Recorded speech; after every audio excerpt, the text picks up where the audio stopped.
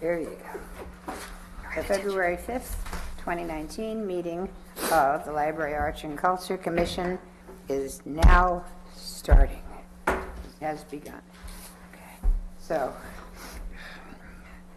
call to order. And let's see, roll call. Paul Lake. Here. Norma Bussing here. Daniel Redfield is not here. Edie Kira. Here. Bridget Crawford. Here. Bob Bennett. Here. And Poonam Chabra. Here. Okay.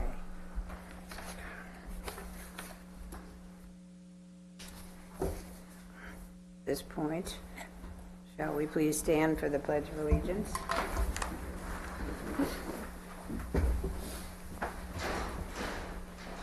Allegiance to the flag of the United States of America and to the republic for which it stands, one nation, under God, indivisible, with liberty and justice for all. Chair Bussing, I think we skipped posting of the agenda, which it has been posted per the government code. Printed rather than the thank you, yes. All right, and yes, it did get posted. Yes. All right. Do I have to make a motion that we accept the agenda? No. Yep. I do, yes, I do. Oh, I'm sorry, it's the adoption. But And- public comment, members of the public may address our committee concerning any item within this commission's subject matter jurisdiction. Comments limited to no more than 3 minutes, except for certain specific instances, the commission is prohibited from discussing or taking action on any item not appearing on the posted agenda. We do not have any we do not have any speaker cards for public comment. Not have any speaker cards for public comment. Thank you. So may I hear a motion now for adoption of the agenda? I'll move we adopt the agenda. And Seconded. Paul, thank you. So all in favor? Aye. Aye. Any opposed? Okay. Let's go on to the reports. Right.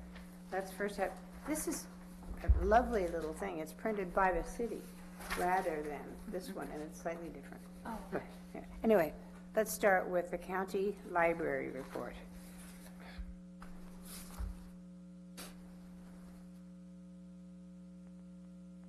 Good evening, Commission. Chris Brown, Deputy County Librarian, filling in for Nancy Howe. You have her report in your packet. Just a couple of things I want to highlight for you. We're going to be bringing documentary films to the Library District. We're partnering with the United Nations Association Film Festival to bring international documentary films dealing with thought-provoking topics to the library. And we're going to be hosting a series of them at the Gilroy Library in February and March. They're focused on current international issues. As an example, Monday, February 25th, we're going to be having 3 short works that tackle, I think, very timely issues around migration and discrimination, such as the U.S.-Mexico border fence, deportation, and efforts to register or ban Muslims from entering the country, which feel like very timely topics for us to be discussing as a region and country as well. We also have our Signature Valley Reads events, which will feature 2 of our main authors, Paula Madison, author of Finding Samuel Lowe, and Bill Griffith, author of Stranger in My Jeans. They both had a lot of personal and professional success in media and had similar experiences of shock when they discovered that they had family secrets based on some of their DNA testing. So that also feels timely with a lot of the 23andMe in the news. That's going to be on Wednesday, February 27th at De Anza College at the Visual and Performing Arts Center. And there's always a adjacent exhibit at the UFRAT Museum next door, which you can come in and see before and after the event.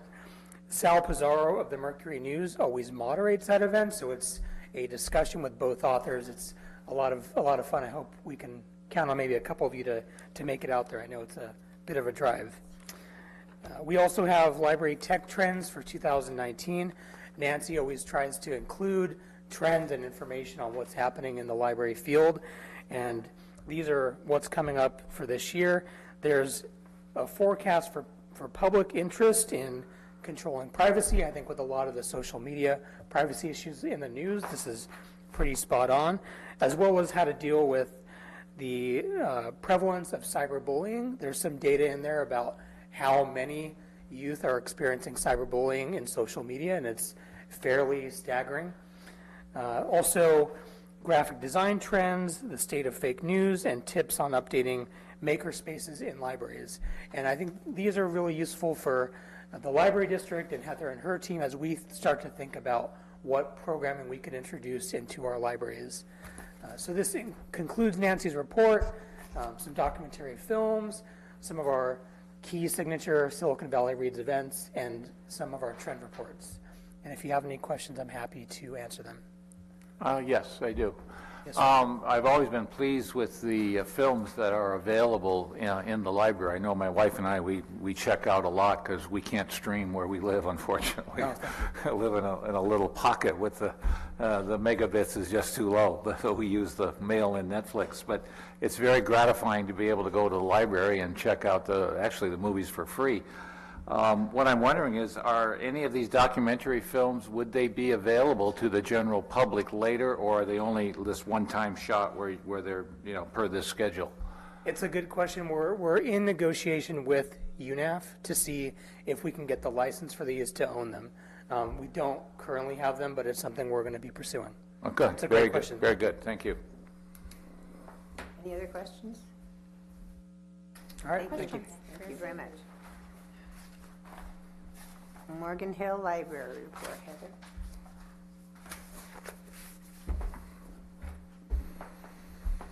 Good evening, Commissioners. So I just wanted to highlight a few statistics from our library last month. First of all, our circulation is up again, so we're thrilled to see that our circulations are slowly climbing up. That's absolutely fantastic for us. Our gate count is evening out. We're about a year into our new gate track, or our new people counter system, and so in the next month or two, we should be seeing some clearer picture of numbers since we'll have a full year with this new system. In December, we hosted 66 programs at the library. I cannot speak highly enough of the staff at our library. That is a huge number of programs for the library staff to put on, and it's a real testament to their professionalism and their dedication to our library and our library system with the efforts that they are putting in to doing all of those programs for the public. So just a big thank you and a shout out to them for that. In regards to some of our highlights from December and January, we've continued our study space and snack break programs, so we're providing healthy snacks to up to 40 children every Tuesday and Thursday, and we're planning to add a healthy meal component to that program as well over the next month, so that program is growing. We've been short-staffed in the past couple of months. We've been hiring new librarians, and I'm proud to say, or happy to say, that they're in place now. So Nate Kavanaugh has joined us as our new teen librarian. He comes to us from San Jose and from De Anza College, and when he's not at the library, he has a rather large interest in music and movies and animation, so we're hoping he'll bring something great to our team and to the teens of Morgan Hill. Chris Pennington has joined as our new children's librarian. She comes to us from Mountain View Public Library. She has a significant experience over there. She's local to Morgan Hill, and you can see her walking her bulldogs around the community when she's not at the library. In fact, she might be our closest staff person if she can actually walk to work every day, so fantastic for her. In regards to some program highlights, we wrapped up 2018 with a series of fantastic concerts and craft activities. Our adult programs attracted 251 patrons, and we had a whopping 1,093 people come to our children's puppet shows, Craftapalooza, New Year's parties, which once again, as I was saying earlier, just really speaks to the high quality of programming that our staff puts on for us. Patrons have been making great use of our new Sunday hours. We saw 475 people on our opening day weekend, and since January, the numbers have been going up every Sunday, 300 plus visitors as of last week, and that number continues to grow, so we're excited about that. We've got the lending machine at the Centennial Recreation Center, which is allowing people to borrow materials when they're over at the CRC, and that is going well. Also, at any given time, 40 to 60 items are checked out from that machine, and the numbers are growing week to week when we take a look at them. And then finally, we kicked off Silicon Valley Reads several weeks ago. AJ Jacobs came to our library, and thank you to Commissioner Kara for working with us on that and taking him out to dinner afterwards. It was really quite fantastic. And we had 75 people come to that event. And the next day, we had a few people come back into the library on a Sunday just to tell us how appreciative they were of Silicon Valley Reads and how excited they were to have such a big name author come to Morgan Hill, and they'd been able to come to see this author in their own town. So those are some of the things that have been happening at the library. And the back side of your paper there is just a list of upcoming SVR programs as well as upcoming library events. Are there any questions? Heather, I don't know who chooses the films, as I was just mentioning earlier, for the library, but you are doing a wonderful job. And please keep it up because, as I mentioned, we live in a pocket of Morgan Hill where we cannot stream. So we have to either get films through the library or through Netflix.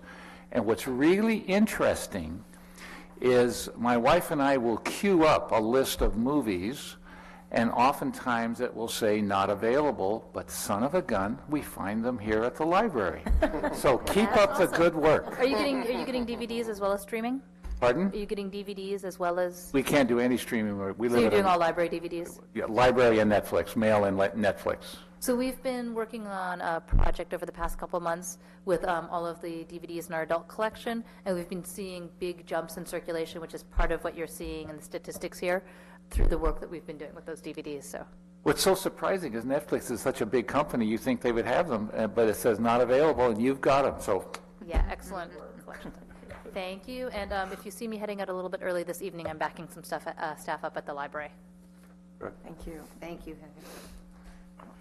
Friends of the library report. Lisa?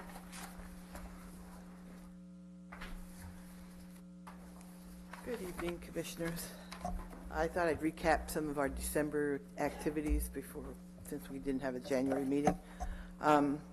We held a special book sale with the opening on Sunday, which went very well. We were amazed at how many people were actually there. We are trying, a little down further, but we are trying to find people to staff the bookstore on Sundays so we can keep it open, because we've been doing fairly well. We had 4 shillings short, I'm sure Heather mentioned it, at the December meeting, our quarterly meeting, and we had our elections, and I'm president again. I think I'm gonna have a new title, President for Life. That's called a dictatorship. Yeah. Dictates to me, though. So. Okay, so we have our Vice President, Rick Smith. We have a new treasurer, Sherry Wren, and a new secretary, Vicki Reeder. So we have new officers. We had our winter book sale on January 26th, and we made not quite $2,000 between books and membership, so that went pretty well. We helped, a few of us helped Booksmart with their closing, so we were over there. Moving. Moving, Sorry. yeah, not closing. Moving. They Let me didn't fix that. actually close. Yeah, closing that store, opening the other one. So Where are they going to be? they're at Vineyard. Oh, okay. Yeah, they're open. They've been open since they moved the last box in. They were open while they were unpacking. The new store looks great. Excellent. So, but anyway, we few of us went over there to help, and we also got lots of donations because the store is so much smaller. So Cinda and Brad gave the friends boxes and boxes of books and stuff. So we decided that we'd do a special Booksmart sale, and we still have to sort through all the boxes to figure out what we've got. We're doing that Thursday, and then we'll set up the date for the sale. And several of us went to the forum on last Saturday, which was really good. You should all go next time. Great. Had great lunch, great breakfast, great speakers, gifts. I mean, what else can you ask for? And that's about it. Any questions? Well, it's very encouraging. Brad and Cinda are the only independently owned bookstore in Morgan Hill, and I just encourage everyone to go buy your books at our local bookstore. Yeah. You don't have to buy everything online. Or even at our bookstore. Yeah. I mean, I want to keep them in town too, so. And if you buy them there, then you can donate to us. when you're And Cinda finished. gift wraps and, It's a full life cycle. you know, she'll make a really nice present for you and gift wrapping and ribbon. It looks really nice. They've So, already held their first author event there. yeah. Nice. That was pretty quick, so. Anyway, thank you. Thank you, Teresa. Okay. Morgan Hill Historical Society. It's Kathy. Happy New Year. Haven't seen you for a while. So you'll notice the report this time from the Morgan Hill Historical Society doesn't have any pretty pictures. It has pretty small type. And that's because it's a report of what we accomplished in 2018, and I needed the room in order to put everything on the piece of paper. So as you can see, we did accomplish quite a bit. And if you drive down Monterey, you'll see that we have a new roof, new windows on the second story. We have a wrought iron fence now surrounding the property, and with automatic opening and closing of the gates, so we're open from dawn to dusk. And so we are, again, one of the parks in Morgan Hill, and also the home of Hiram Morgan Hill and the museum. So as you can see, we participated in a lot of things. And then on the back sheet, we have what right now we think is going to be our slate of activities for 2019.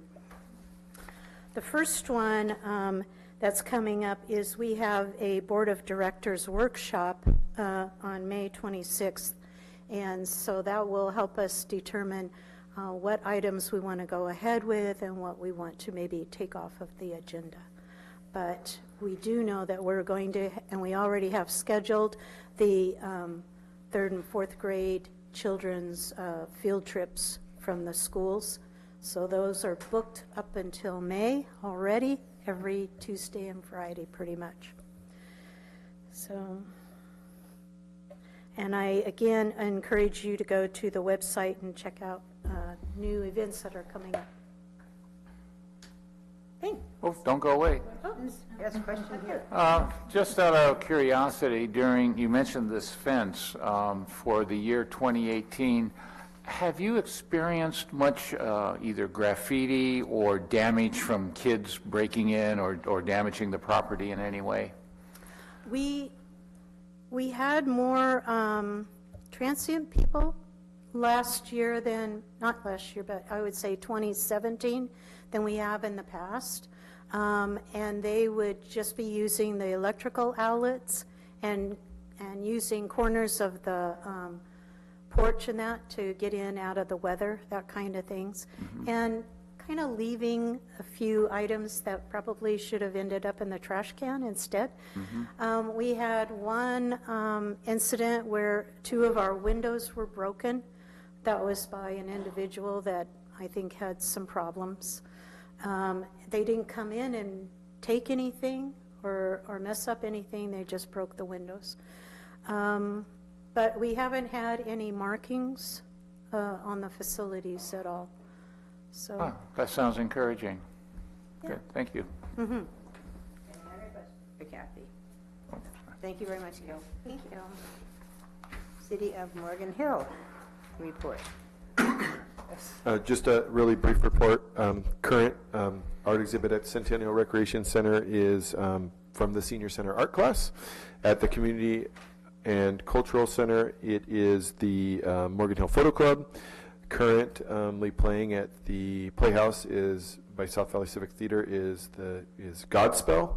And then I just want to just kind of do a quick shout out that the city does accept any volunteers who are willing to volunteer to clean parks and art. There's information on our website. As the commissioners know, we have the South County Masonic Lodge that cleans our bronze artwork. But if anyone has an interest in helping in any other areas, we are always accepting volunteers, both from groups and individuals. Thank you, Chris. Any questions for Chris? Okay, thank you. So we'll go on here.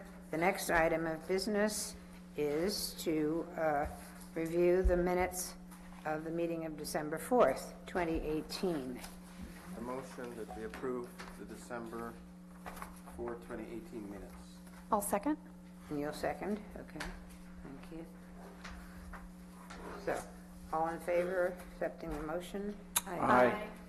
Any opposed? No, thank you. So the minutes of December 4th, 2018 are accepted. Now let's look at the minutes of this January 8th, 2019, which was the Art a la carte seminar, as it were. Do I hear a motion? A motion to approve the January 8, 2019 meeting minutes. Second that. And you'll second that. All in favor? Aye. Any opposed? The motion, minutes of January 8th are accepted. Next item is our Sister City program update. Good evening, Commissioners. My name is Amy Whalen. I know some of you already. Nice to meet the rest of you as well. Like Norma said, I'm with Sister Cities, and I have several members. There are several members who are here joining me tonight, but we're excited to give you an update and just let you know what we're up to.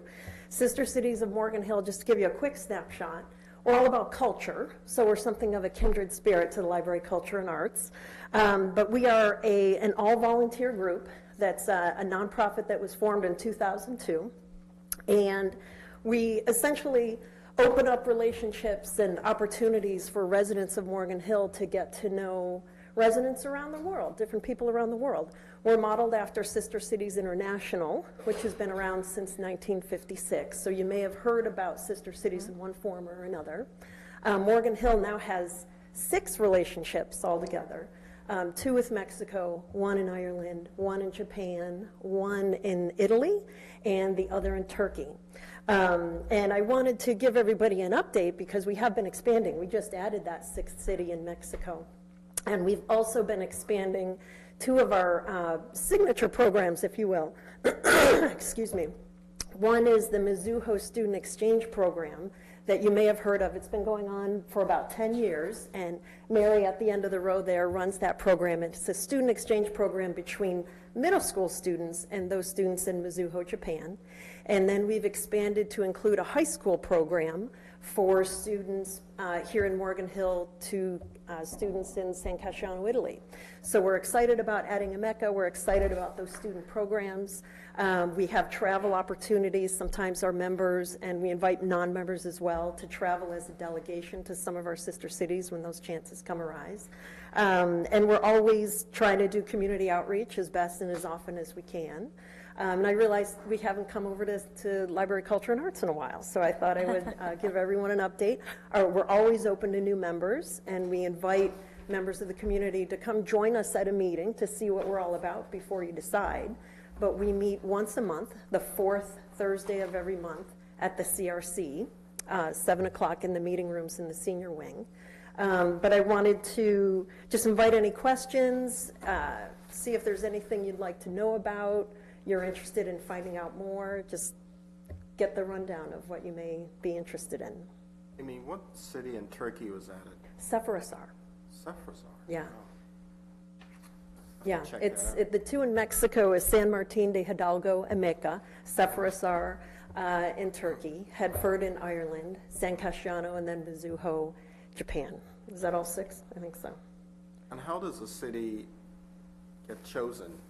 You know, I'm going to use Emeka as the most recent example, because that one we just signed the proclamation in November. The former Mayor Tate helped us out with that. And that came about because it was actually with help from the Rotary Club of Morgan Hill. They do a lot of projects internationally, and they had a relationship already established with Emeka. They had a couple of their international programs. If I'm not mistaken, it was helping some of their schools in that community. And we figured, well, heck, if there's already a relationship there and they're open to expanding to formalize one with Sister Cities International, let's strike with the metal's hot. So when the metal's hot, so we had the benefit of a Rotary member who's also a Sister Cities member help. His name is Peter Anderson, and he and John Kelly pulled together everything that needs to be lined up to get Emeka signed as a formal city. And now what we're able to do is basically expand the Emeka relationship that has started with Rotary, and we're hoping to perhaps go there, I think perhaps in April or May, in the spring possibly, and just see what can we do that makes sense. Is it also helping out with perhaps a school exchange, or even if it's just a pen pal program, or whatever opportunities that they and we decide are good for both Emeka and Morgan Hill. And kind of tying into what you were saying, Paul, as I reviewed the list and look at the cities that are part of the Sister City program, it seems apparent that they seem to be smaller cities as opposed to London or Madrid or Paris or Berlin. So the way how does that come about? Sister Cities, the international organization, and then the chapters, if you will, around the world, they try to find cities that they are alike, whether it's demographics, geography, industry. So when you look at exactly those 6, there are similarities between Morgan Hill and those 6. And it might not be identical per, the same similarity for all 6. But, using Italy as an example, they've got, it's obviously smack in the middle of Italy. It's got an extensive wine region, as Morgan Hill also has the wine trail. Here, it's an agricultural community, as is parts of Morgan Hill. Population, we try to get roughly equivalent, but it's not exact. Some of the cities that you see in the list of 6 are a little bit smaller than Morgan Hill, but we found other similarities that make it easy to come up with activities that we both can do. So the students must be pleased in going to a smaller city as opposed to the big, the big thing. I know for sure I was one of the lucky ones that got to travel this summer with the students, and they definitely felt lucky to be able to travel. I would think maybe as a first-time traveler it would be overwhelming to go to a place like London or Paris, but both of the programs, whether it's middle school students in Mizuho or high school to San Casciano, they really enjoy the experience overall. And I guess they're close enough to the Big Apple type thing, so that it's okay. Right. Yeah. Very Amy, good. for the exchange, the student exchanges, is there some sort of a scholarship program, or are trips subsidized at all, or do students pay the full burden Mizuho of the has an travel? extensive fundraising program, so middle school students have a chance to earn, I think it's almost all of the airfare and the costs that are associated with it. San Casciano's high school exchange program, we don't have a fundraising mechanism in place. The good news is that when you participate in these programs, you're staying with a family in the city, in the area, so it really is just your airfare. So even if you do have to pay for it, while we would love to be able to subsidize the programs, because it's only airfare, it does turn out to be a pretty inexpensive proposition, even still. So fundraising and cost, it's different for different cities, different programs for different cities. There isn't something that Morgan Hill Sister City entity does specifically. Right, because San Casciano exchange program is new, this past summer was the first time we've done it. We're really still getting the program off the ground, and I'd like to think that we might have fundraising in place, but for the foreseeable future, the next couple of years, I don't see it happening exactly. And how do you do placements for the students traveling here? Are you ever looking into the wider community for hosts, or do you do that just out of your own organization? No, we definitely, as part of the reason I'm here, we're definitely looking to get the word out throughout the entire community. We try to place news stories in the 2 local newspapers. We send out flyers to all of the high schools. I know Mizuho also, the Mizuho program also sends out flyers to the middle schools, and really just try to get the word out every chance we get. And it's basically a first come, first serve basis. And, we do look at teacher recommendations, and there's an application where they have a chance to talk about what they're interested in learning and that kind of thing. And so We might be in a position someday, the program's new, so we haven't been in that position yet, we might be in a position someday to have to turn a couple kids away if in fact we have more travelers than we can accommodate. But the team here in Morgan Hill works with the team in San Casciano, as does the team in Morgan Hill for Mizuho, and we get families paired, and we try to, get kids in a situation where they're gonna not only have fun in the group of American kids traveling, but they're gonna then be able to establish those lifelong connections with the families they stay with. We lived outside of Madrid for many years, Right. and we would host kids coming over from the group up with Right. people. Right. And that was always a really great experience. It's great, it's Yeah. great. And it's, what we've found is the families that host generally enjoy it as much as having their student travel as well. Yeah. It's a nice change of pace. Amy, I think it's just a wonderful idea, just bridging cultures. I think it's one of the best things America could do to Right. demonstrate the best of America. I remember growing up in a small country in South America where going to the John F. Kennedy Library, Right, which was sponsored by the USIS, right. and they brought in Chick Corea to perform. And after seeing Chick Corea, I had to become American. I mean, it's the most wonderful part of just bridging gaps and breaking down barriers between human beings. Right. So thank you so much. That's definitely what we're all about. Yeah. So we're part of the culture and your title as well. So anytime you have any questions, please feel free to come. And so how long are these kids gone for? Like how many days on an average? For the high school program, it's just about 2 weeks, and the Mizuho program, it's closer to 10 days, give or take. Okay. And are you looking to extend to Ireland and Turkey and Geez, that would be Mexico great. eventually? That would be great for So they're set up India? exchange programs? I would definitely love to see that expansion, knowing how much work goes into a student exchange program and that we all are volunteers. We're going to go slowly and carefully because you certainly can't take lightly the notion of taking other people's underage kids out of the country. So you really need to have somebody who's dedicated and, detail-oriented to follow through on things that anytime you work with children that doesn't necessarily include their parents, it's a tricky proposition. So you really need to treat it carefully. And while I'd like to see those cities expand to include another student exchange program, we don't have an idea for one right off the bat. But if they need a person to go to Ireland, I'll go. And see if somebody else would want to go too. I was just checking to see I if they needed know. volunteers. I get the so, feeling you're looking to be a chaperone or something. If there are no more questions of Amy? No, we will Amy, I can't let you go without saying thank you for the legacy of Yes, art thank a you. la carte. Oh, great. I appreciate the so- group taking it back on. It was Yeah. certainly near and dear to my heart. I didn't want to see it Yeah. go to any organization other than Library Culture and Arts because you Yeah. obviously are so well suited to do it. Thank you. Thank you. Thank you very much. Have a nice evening. Okay.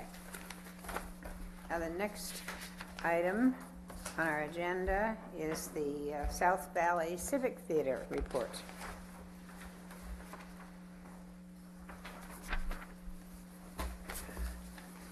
Ready? Sure. There's no business like show business. Show business, I know. Thank you for putting up with me, that was really nice. So we come to you about every year to report on South Valley Theater, which is the local theater. We have a long-term lease in the Playhouse, which is why we have a relationship with the city. I'll start by just giving some data points of how we've done this year. It's been a really good year, is the bottom line. Any questions? No, okay. We brought in roughly 6,000, a little over 6,500 patrons into the Playhouse this year in 2018. So that's good for us, and it's good for bringing 6,500 people into downtown. Because inevitably, you rarely come and just go see a show. You go see a show, you get snacks, you get food, you get dinner, you get thrown. So we generate a lot of economic impact just by being there. And we've had a very successful year in terms of attendance.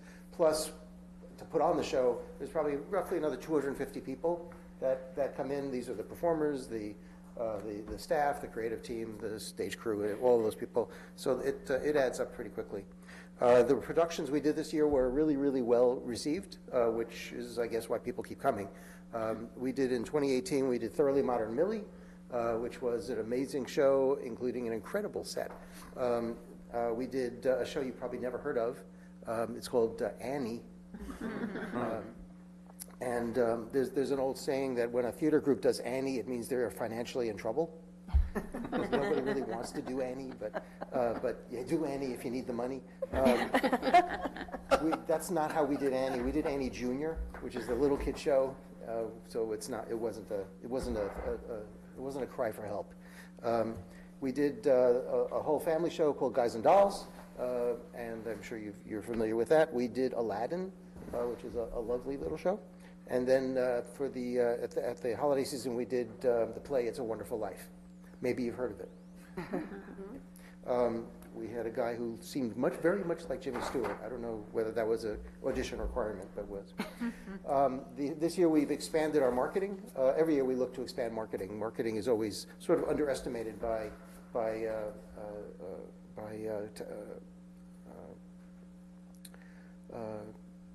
groups that are nonprofits, but it's really fundamental to your success, especially in this business.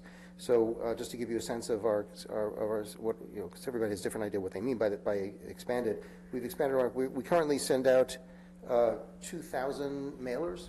So this is like old-fashioned in the mail, sending out cards and things. So we maintain a mailing list and continue to do that.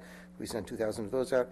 We have an email distribution list of over 3,700 patrons as well. So they also get. We have a very active media presence, social media presence.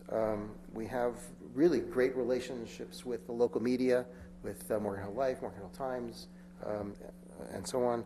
They place many articles about us. We usually get some decent and often front page coverage. We have features, we have pictures, we have reviews. There was a really excellent article about me. I'm sure you all read it. So if not, look for that. I framed it. Yeah. I did too. That's okay. We print off about 250 flyers, which get placed all over Morgan Hill, Gilroy, South San Jose.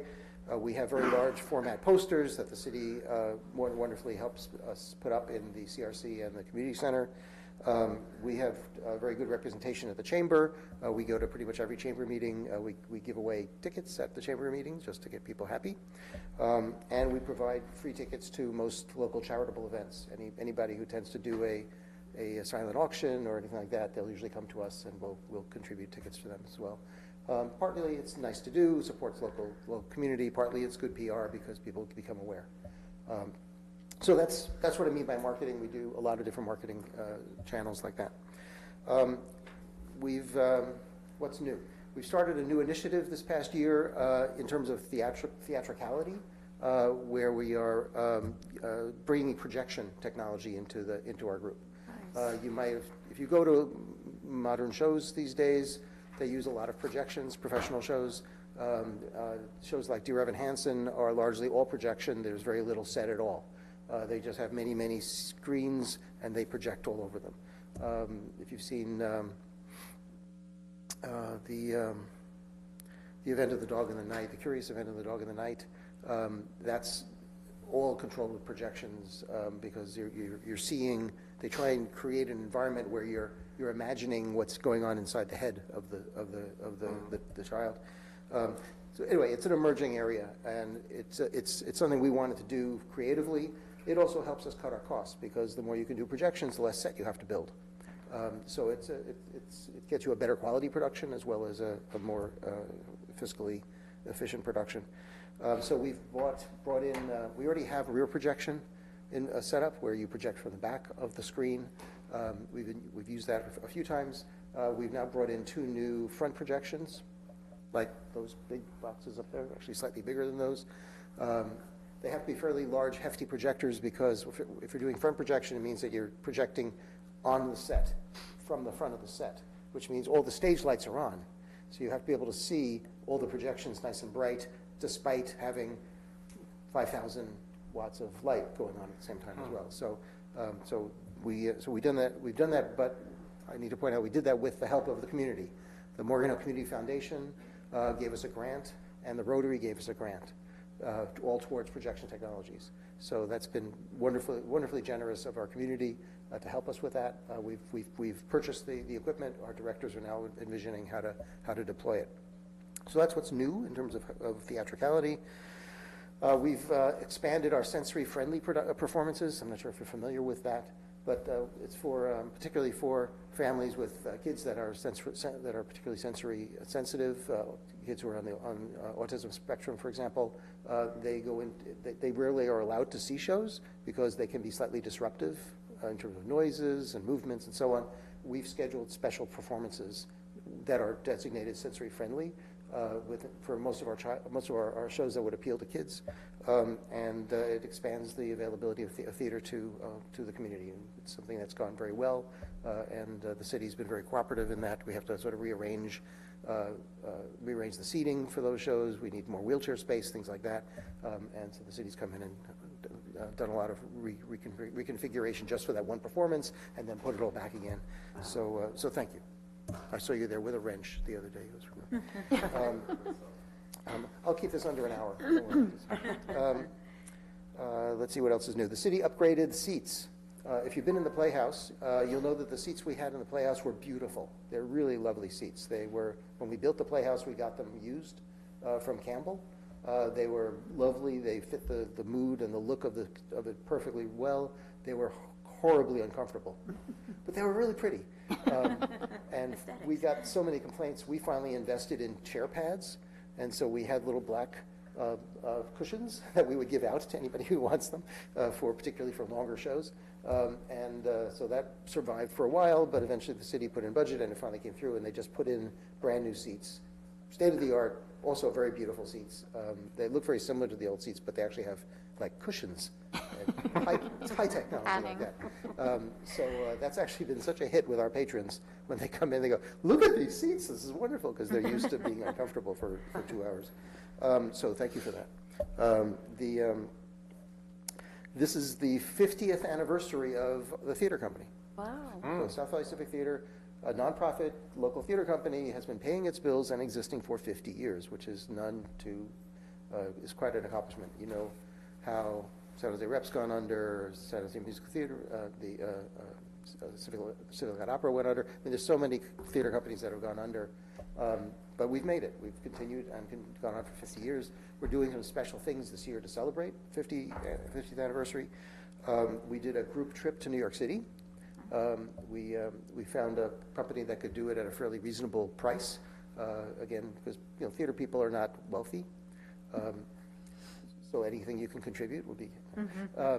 So we found a theater company, and we had almost 40 people join us for a trip to New York City. We saw 3 Broadway shows, toured all the usual tourist spots. It was a really great event as part of our 50th anniversary. We had a gala dinner party a few weeks ago at the community center. Went really well, sold out, and had a big band, and it was a wonderful time. We have a new membership program. We have a special season of shows this year. They're all revivals. They're basically greatest hits. They're the ones that were, as we polled, the most the ones that people wanted to see to come back. We didn't bring back anything that was less than 10 years, but anything beyond that, from year 1 through 40 was open, and we brought that in. So we still have a few shows to go in the season. As Chris mentioned, Godspell is opening this weekend, and will run for a month. A great show, really a lot of fun. Day by Day, I'm sure you've heard of songs from it. So, and that's a teen production, so you should turn out for that. It's a great experience. 1776, the musical, is going to be opening in April, and Gypsy is the summer show. So that'll round out the 50th anniversary season. Finally, last item, thank you for being so patient. For the first time, we received a grant from the City of Morgan Hill to help our organization. The first time City of Morgan Hill has done a grant for performing arts. Many other cities do it. Morgan Hill has finally sort of come around to the value of this, and we're very pleased. So we did get this grant from the city. It did take 6 months, but we got it. And it's great. And the focus of the grant is to help us expand the reach of performing arts, of theater, particularly to people who are more socioeconomically disadvantaged in the community, particularly kids. We have a lot of disincentive for kids, lower socioeconomic families, to be able to participate. We have cast fees that we charge for. There's a number of costs to being involved. This grant has let us offer waivers for all of that. We've also held some of the things we've already done, anticipating that we get the money, because it was slightly delayed. Did I mention that? Yeah, I think I did. So we've already held, for example, an audition workshop for kids. We waived all fees for that. We had a huge turnout for that. It was a wonderful event. We started a program with Community Solutions, where we're providing 100 tickets to them that they're using for their at-risk teen throughout the year, again, at no cost.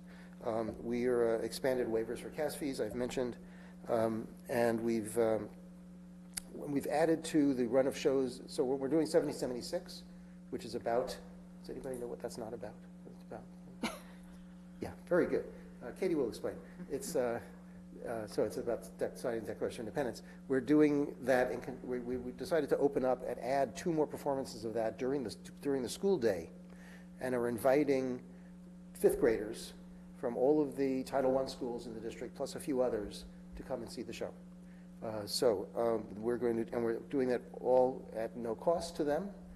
It's all being covered by the grant. It'll be over 375 5th graders that we're going to do that. We're going to adding 2 shows in on May 2nd during the day. I guess that's another thing that's coming up. And we'll have other programs that are being funded out of the grant as well. But it's been a wonderful opportunity to do these things, and the city's generosity hopefully will pay off to benefit of the kids of the community. Those are all my notes. Questions, comments, Any songs? questions for? I could do a monologue. Excellent. Yes, we have a question. We're providing 100 we're providing 20 tickets per production, and there's 5 productions in a year. So we're providing 100 free tickets to Community Solutions as part of our outreach program because of the grant. And the question here. Yeah, you said the city of Morgan Hill gave a grant. How much did the city give? $10,000. $10,000. Okay, very good. Second question. You mentioned the projectors and the high wattage. You mentioned 5 kilowatts, and it could go up higher. Do you know if the electrical capacity of the theater is going to be able to sustain increasing more and more of these projectors as you move forward in the future? Yeah, sure. It's not a problem at all. The projectors actually don't take that much power. A single theater light is 575 watts. Those are the traditional lights. And we will have dozens of them on at the same time, just already. So the building has a lot of power. Has a lot of power capability. The projectors themselves, they don't need a lot of power compared to that. The main thing they need to do is produce a lot of lumens of light.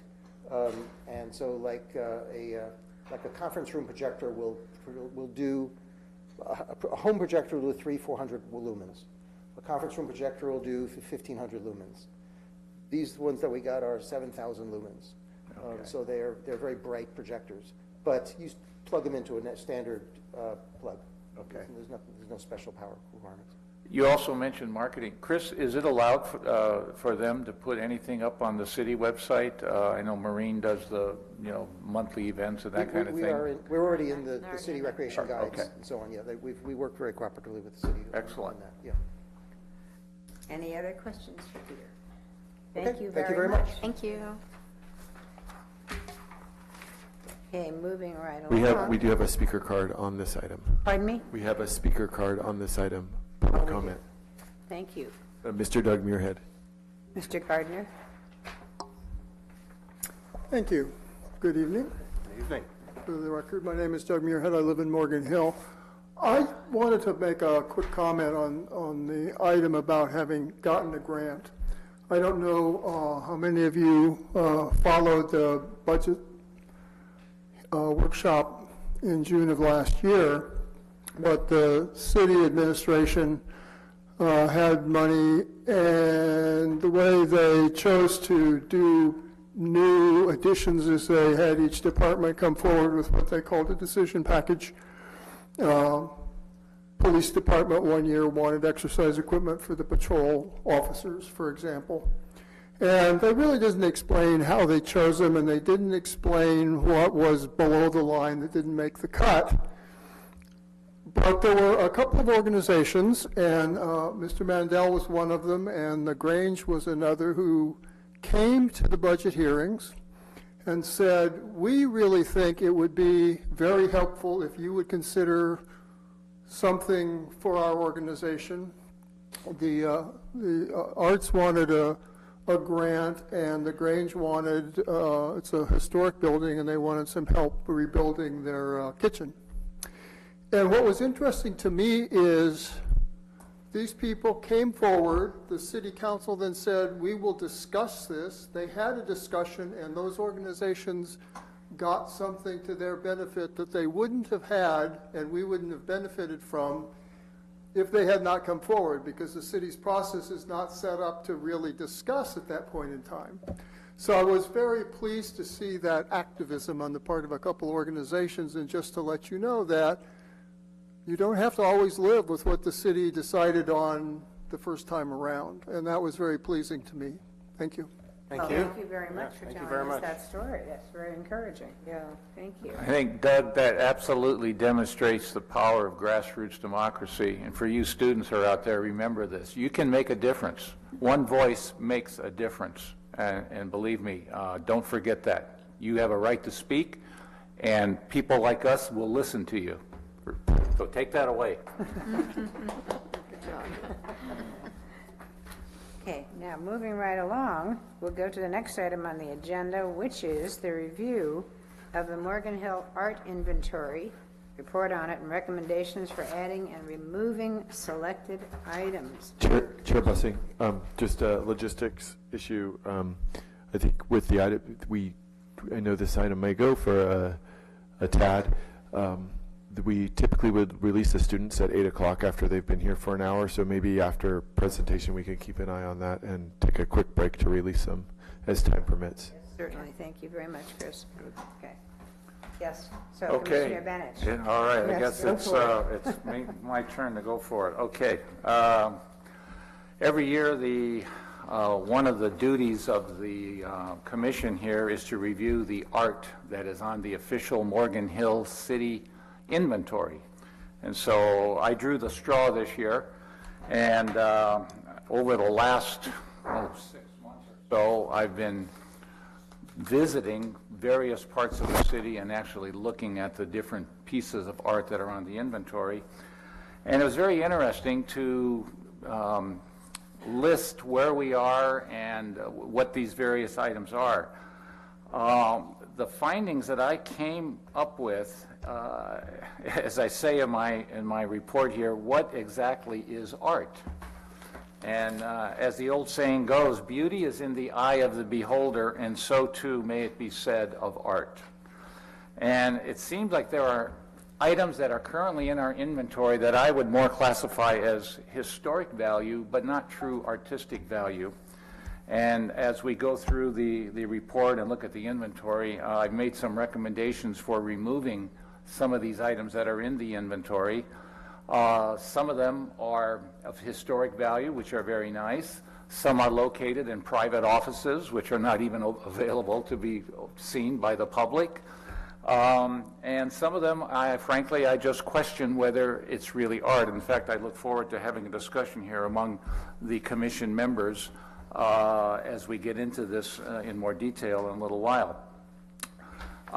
There were, let me see here, some items that need to be added. There are a number of items that the City Council needs to approve, and I'm not sure, and maybe Chris, you can help us, whether we have to make a recommendation first to the City Council. For example, the art boxes, which were just completed, they are not on the inventory. And also, some items should be deleted. the statue of, that we're doing the fundraising for is on the inventory, and it should not be on there because it hasn't even been submitted or reviewed or approved or anything, so that should come off of the inventory. So, Madam Chairwoman, I'm not sure how you would like to go. Would you like me to just review the specific recommendations, and then maybe we could let the students go, and then we'll go through it, or? I'm wondering if maybe, if you would just do a quick review of the specific recommendations, then we can let the students go. Okay. We'll go. We can Just jumping to my specific recommendations, number one, I'm recommending that we delete from the inventory all 3 items that are located at the Morgan Hill Police Station. There's a nice black and white photograph of Chief Moreno, very nice photograph, but it's historical. To me, that's not art.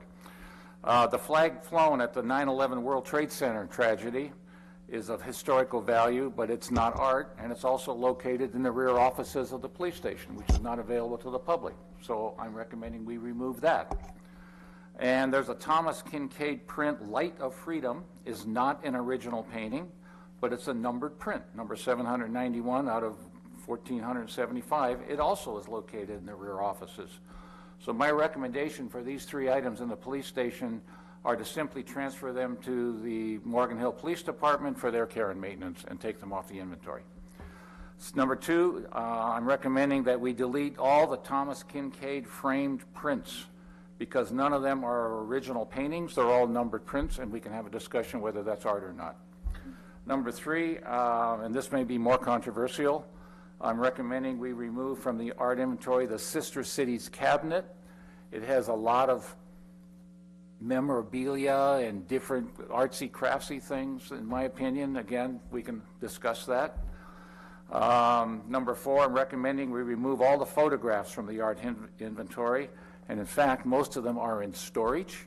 You can't even see them, and they're really of historical value. They look nice, but again, is that art? And then we need to remove from the art inventory the items that were destroyed as part of the downtown construction projects. We had murals and tile mosaics, and all that stuff is gone because of the renovation and the redevelopment of the downtown area. And I think, let me see, was that my last one, number 6? No, you have Number, another we page. got a few more. Remove from the art inventory the wood and metal plaques that are down on the corner here. They should be kept as very nice wall decorations. Remove the Tara Romero sculpture from the inventory because that's not been completed, installed, or accepted. And I'm recommending that we consider adding the clay model of Waiting for the Train to the inventory and include a descriptive plaque on the case. When you go through the Community and Cultural Center building, we've got the Poppy Jasper rock, and not far from that is the model that the sculpture that she used. And I would think that may be possible to add that to the inventory.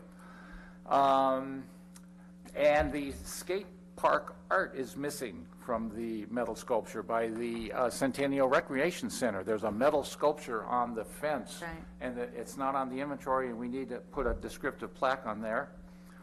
And there is a painting, Our Inspiration, which has nothing on it. You have no idea what it is, but it's in the inventory. So when people go to look at it, they say, gee, that's nice. What is it? Who did it? And when did they do it? And finally, the 10, and we need to talk about, there's actually 11 electric utility box art pieces that need to be added to the inventory after acceptance by the City Council. So those are my 12 recommendations, which we can go into in more detail. You have made your 12 recommendations come right out at 8 o'clock. The students, you're going to love it for that. Huh? Yes, students, you were dismissed. Thank you for coming. So we're going to take a break or just go right into it? 3 minutes? Just, you want to take 2 or 3 minutes? I don't, No? anybody need a break? Until they're done. Okay, we'll wait till they leave and then we'll go. All right. Sign out, that's right. Yes.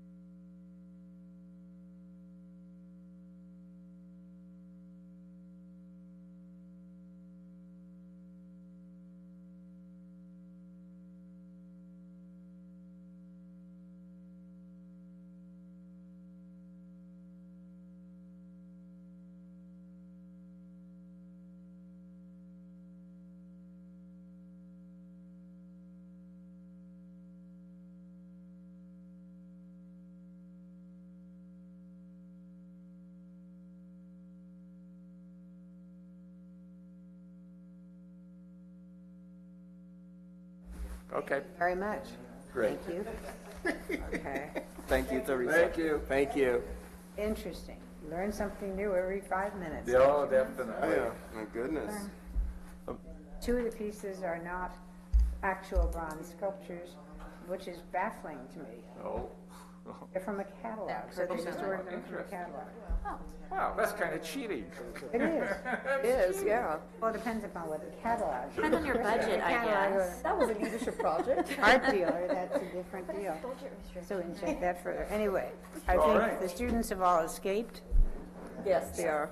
We're good. Okay, starting, the I'd like item, I'd just like to point out that Doug is hanging in there. Yes, thank you, Doug. the item numbers, starting from one, come from Chris. He sent me the database, which I then reduced because he had many more columns and I reordered, but I tried to keep the same item numbers. Hopefully I'm in sync with you, Chris. So are we going through each item Well, or that's just what I your was going to ask. Well, let's just jump to the, going down. Yeah, because I'm looking at like 1, 2, and 4. Could we combine those all together and make a motion? And, you know, I've seen some of them are kind of similar where we can, and like 5 and 6 are the same thing. Why don't we go down the inventory list, which is items Oh, we want to just go 3 on, and... rather than his recommendations? Item 3 and 4.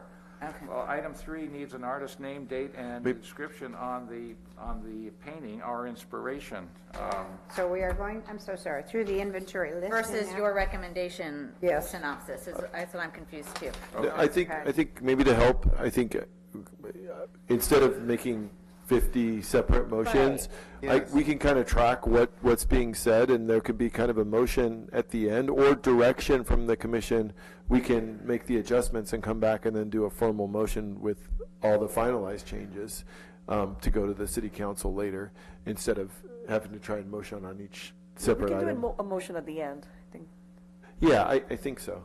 I think it might be worth bringing back to. Well, it's a good idea to Unless it's gotten to review the very specifics, complicated. but what about Yeah. just making a motion on each of the So- recommendations? So, can you call the speaker card? So maybe before the discussion gets underway, it sounds like specific discussion, the chair would accept public comment. Yes, certainly. Sure. Welcome. So, having to deal with the collection from the museum, part of it is knowing where things are. So even though the object may not be art or a statue or something that you need to take care of, it may be useful to know where it is. So in the future, if you move, for example, when they moved City Hall from one building to the other, there were lots of photographs that were taken down that were put into storage in the busing garages, and we didn't know about it. And they were wonderful framed pieces, and we didn't know that they even existed. So it helps to have a record, even if you're not going to maintain it or display it. It helps to have a record of where the things are, just so you can get your hands on them when you need to. So That was that's just actually my very first question, is can we get a definition of what this inventory is meant to be? Because that will help decide what should be in it and what should not be in it.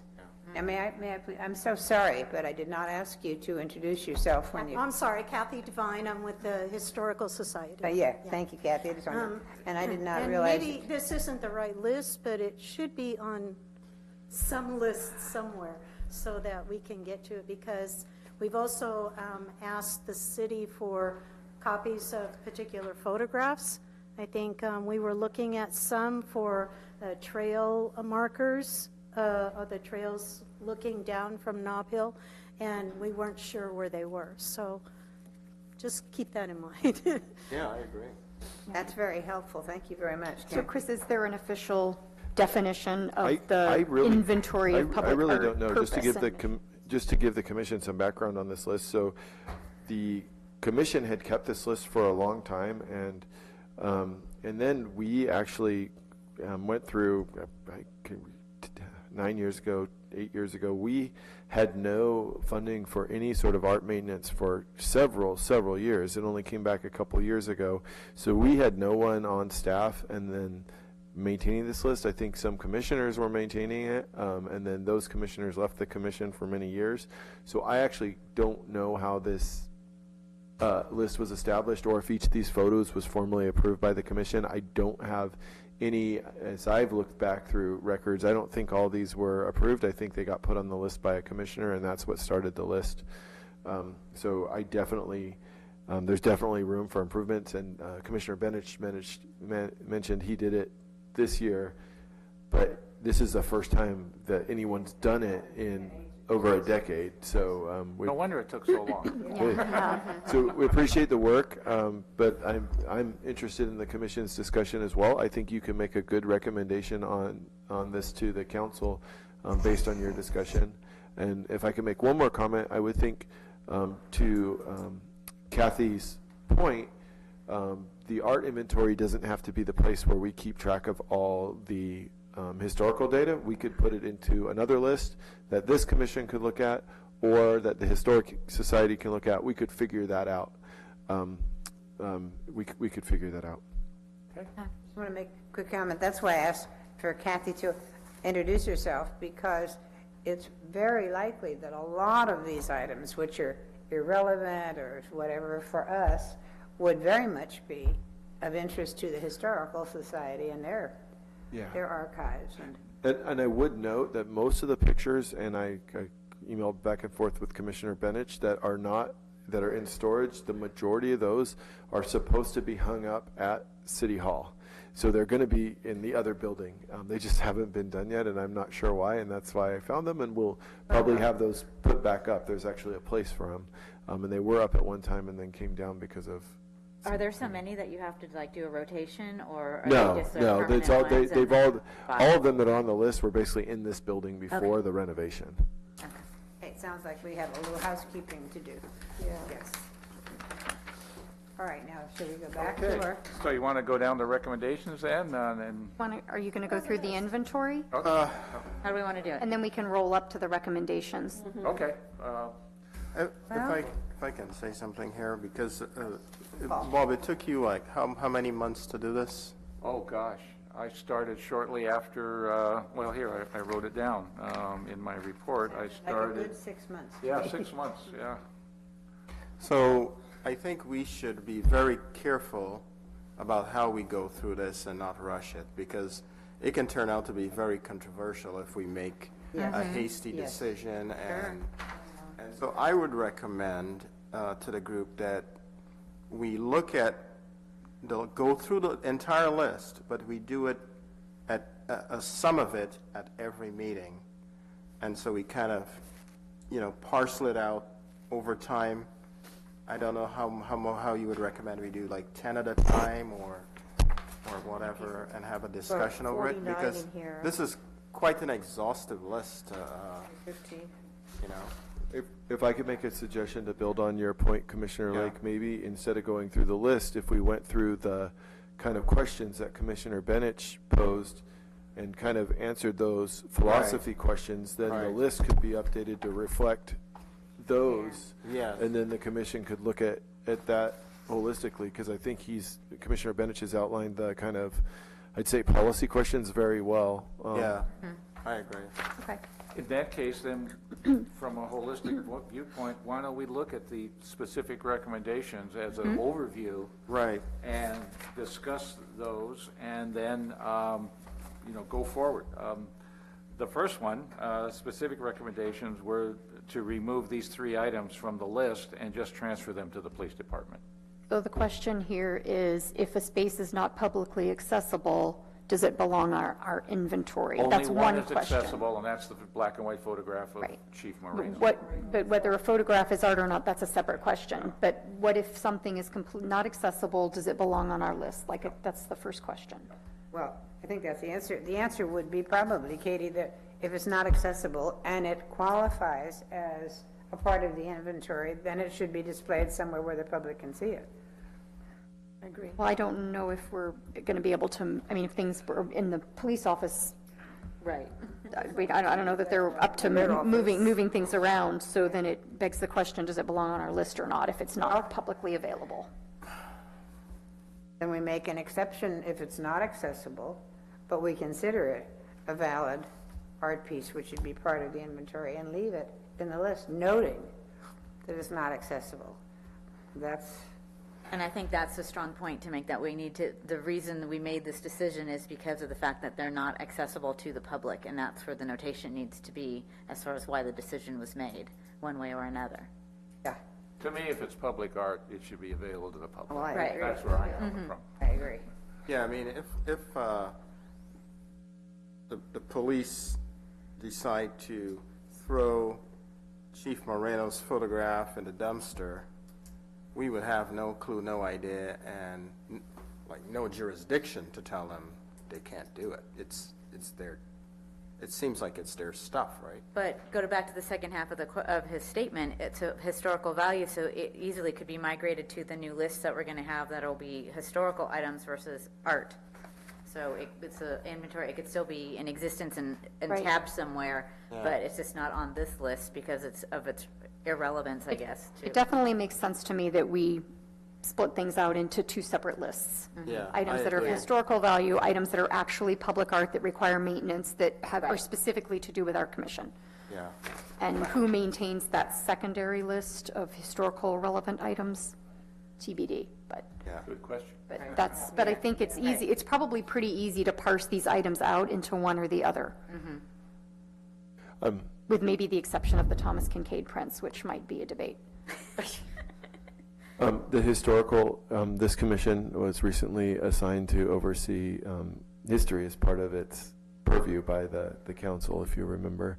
So you could split it, and we can help maintain the list, which is basically the list, share it with the Historical Society.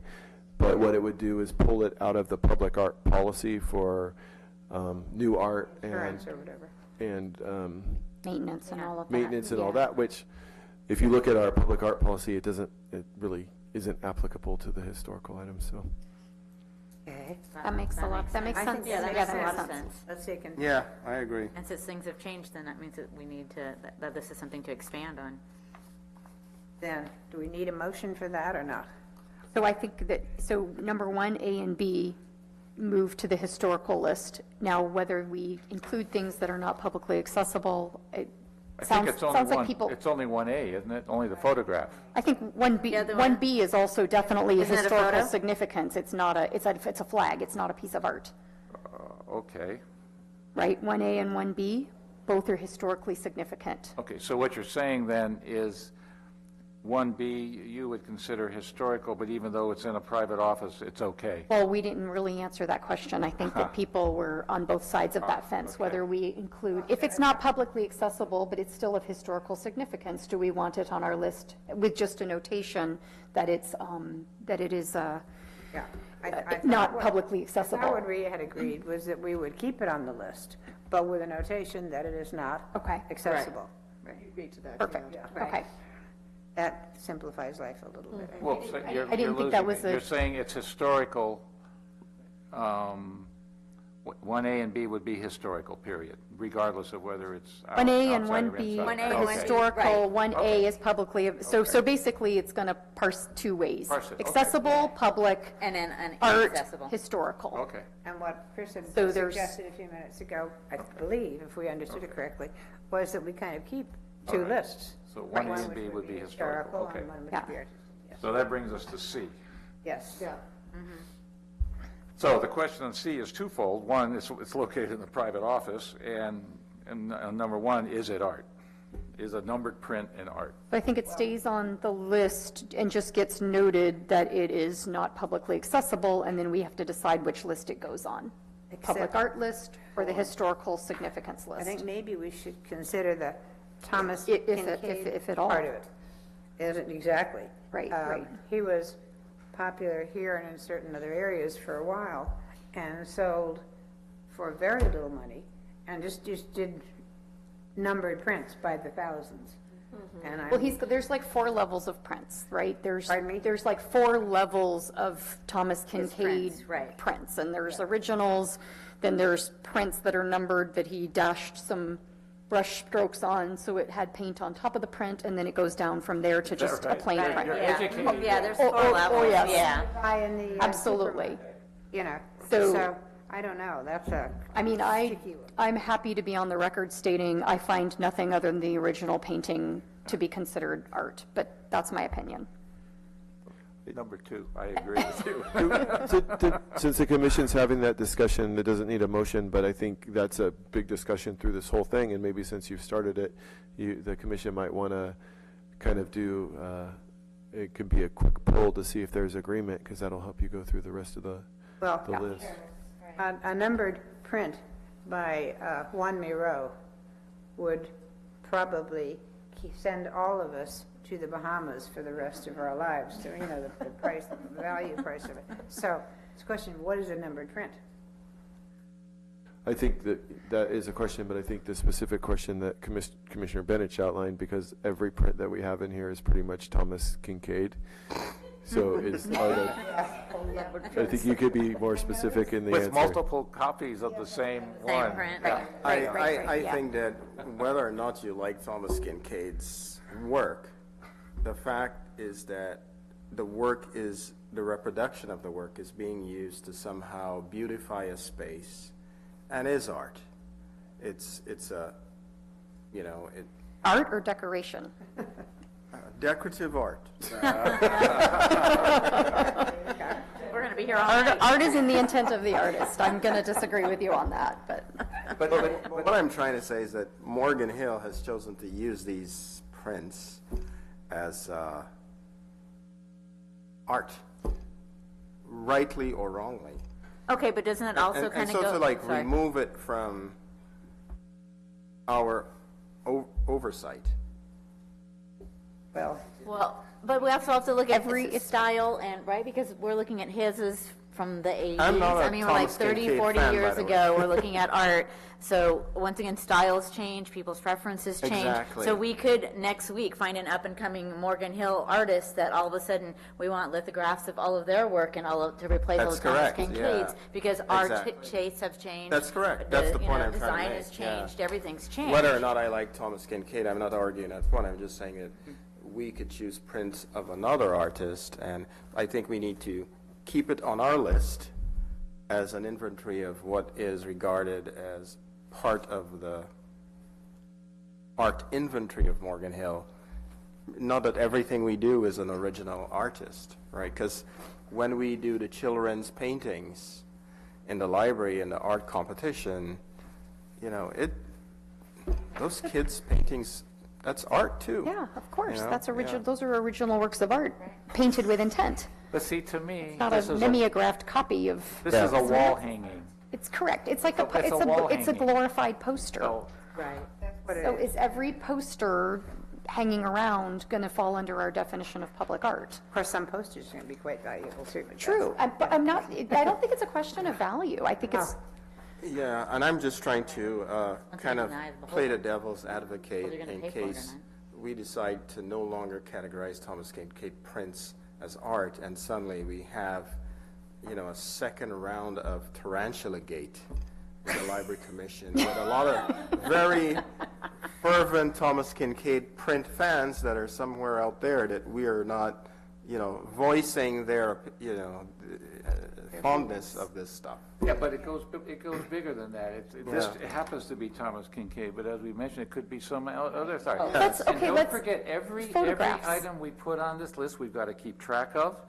We've got to maintain it. There's a dusting. It takes city resources Yeah. to maintain art. So we got to keep that in mind too. So is there some way, at which I suspect the answer is no, Chris, from what you said, but is there some way we could establish the value? It's very nice to have a provenance on a piece of art. You know, where did it come from? Did someone give it to us? Did we buy it? And if so, what's the value? A catalog. Because if the value is $10, is it going to be worth keeping an inventory forever? And that's a tough one. I don't know if we want to get into that whole. No, but going back to Paul's comment, and Katie kind of touched on it as well, that back then it could have been considered art, and now we're calling it a decoration. Well, I did a little research on him, and he had an outlet here. I mean, there were stores. Yeah. no, Yes, he's there was, right. tremendously popular. He's from Monterey, Yeah. and there's shops everywhere in the area. Okay. Right. So you want to keep What this the in mind value for was? future, Prints let us think themselves? about it and Couple come back to it later? Yeah, this is what This I'm is saying. We Thomas need Kincaid to- homework we have?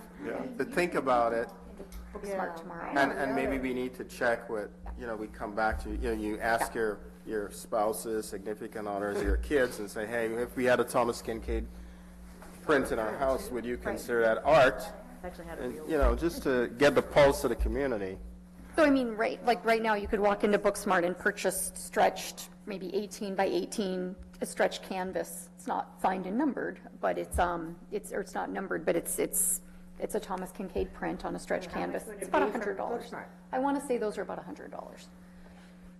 But again, it's not signed and numbered. I think signed and numbered ones definitely have a higher value. Yeah. I know, his value will hold and maintain. There are a lot of people who are completely in love with him, so, and the works that he produces, and have them hanging in their houses around Morgan Hill. So it's not, Well, I it don't know sounds- if that's our, Sounds like what you're saying, Katie, is that we almost then are obliged to keep them in inventory. Since we can't establish. I would, just to let the commission have just a little more information. So typically, if a new piece of art comes to the city, it's going to be reviewed by and approved by the commission. I don't believe all these prints went through that process. I believe they were added when, sometime in the mid-2000s, one of our commissioners did this inventory. They all got added and established on the list. I don't know that every time a print is purchased for a city facility in the future that it would come through the commission. Maybe it could, it absolutely could, but it's a little different than typically the public art that the commission is reviewing and maintaining. See, that's where I'm coming from, Yeah. Chris. These are wall decorations Right. that go in That's what I office, was that getting go in the at, too. space of an office, Right. and it was, you got a nice Thomas Kincaid print, and you put it up as a wall decoration. Wonderful. I think the commission could choose to say, hey, we're going to have a list of art that's not necessarily public art, but it's, this art, and we could keep all those pictures on the list still, but it would take it out of the public art inventory that's maintained. I think one of the nice things about the public art inventory, Commissioner Benich has some recommendations. If we get it up on the website and we put it all in there, then the public has an opportunity to come look at that art. right, But I don't know that anyone's going to come and want to look at a Thomas Kincaid Right. print.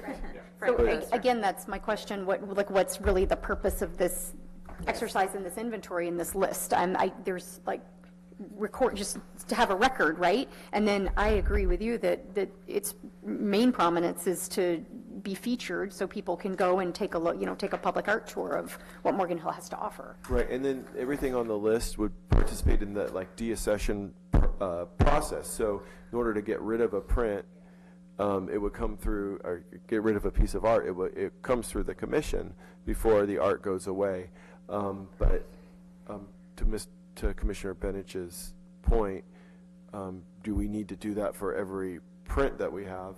We can still keep a list of the prints that are there that we have for the commission, but it doesn't necessarily have to be, included in the public art inventory. I like The way what, we choose Katie, to I like parse what out, you. the way we choose to parse out this list, we don't have to advertise that we're taking things out of the public art inventory. We're adding a level of granularity that helps us to define what it is that we're really responsible for as a commission, and everything else that is just a record of what's available in the I city. think what you just said is very helpful to me, where the public art that we're responsible for to maintain is stuff that we can say to people, you can go around Morgan Hill, visit these sites, Right. and see this art that's publicly accessible to all of us that live in Morgan Hill. And I think that the Kincaid ones will not qualify. Right. But we need to just put them on some other list to say, other art in various buildings in Morgan Hill or something. Right. Now we have Well, I think three that's- lists. And honestly, Kincaid's are, there have historical significance because he's from this area and he's very popular, and we can keep it on a list, just not the main Not public the art main inventory art that we're Right. responsible for, that Absolutely. Can you imagine people, really going through our online listing of our wonderful public art and seeing, 50 of these? the same same- Kincaid the same print with a picture. different number on it, yeah. I definitely agree with how you described it. I Oh, I think think it a should separate- just be on a well, list of, Right. of paintings. A separate list. Separate list, separate list, Yeah. yeah. Right, a third But list. but to your point, Paul, there are people who would be very offended if we said we were taking Thomas Yes, Kincaid off right, of the right. list because he Yeah. doesn't qualify somehow as an artiste. Right. It's okay, now we've got three. All right, Three yeah. lists. One is historical, a No, public I would, art, and so number, Right, yeah, yeah, public art. correct. Okay. Okay, fine. Now, really controversial. Number 3. And now, when you say number 2, delete all Thomas Kincaid frame, But No, that- we're not- they're gonna, Right. no, they're gonna go to the new list. Them to the They're in non-public new art list, yeah. re-list, right, They're in the right, third right, list, new right. third list. A relist.